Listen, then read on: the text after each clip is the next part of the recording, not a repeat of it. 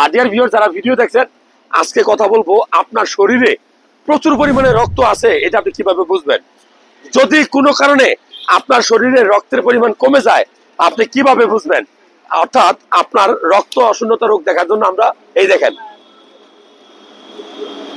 উপর দিকে তাকাবেন, নিচে টান দিবেন, এই অংশটা লাল হবে।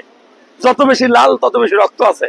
আপনার শরীরে রক্ত শূন্যতা রোগ হলে আপনি কোনো কাজ করলে দ্রুত হাঁপাই যাবেন, সিঁড়ি বেয়ে উঠতে পারবেন না, বুক দরফর করবে, টায়ার্ড লাগবে, ফ্যাটিক লাগবে আপনাকে, ঠিক আছে, অল্পতেই টায়ার্ড হয়ে যাবেন। এটা হলো রক্ত শূন্যতা রোগের বৈশিষ্ট্য। শ্বাস নিতে কষ্ট হবে। কি খাবেন? আমি 5টা খাবারের কথা বলবো, যে 5টা খাবার নিয়মিত খেলে আপনি রক্ত শূন্যতা রোগ থেকে দূরে থাকবেন। নাম্বার 1, কাঁচা কলা। কাঁচা কলার তরকারি খুব গুরুত্বপূর্ণ। কাঁচা কলার চামড়াটা সব ভাজি করে খাবেন। নাম্বার 2, লাল শাক, খুব গুরুত্বপূর্ণ, ডাঁটা সহ খাবেন। নাম্বার 3, বিটরুট, আপনি সবজি করে খেতে পারেন, সালাদ করে খেতে পারেন, রস করে খেতে পারেন। এছাড়া কোথায় পাবেন? এছাড়া যত প্রকার সবুজ শাকসবজি আছে রক্ত শূন্যতা রোগ থেকে দূরে রাখবে।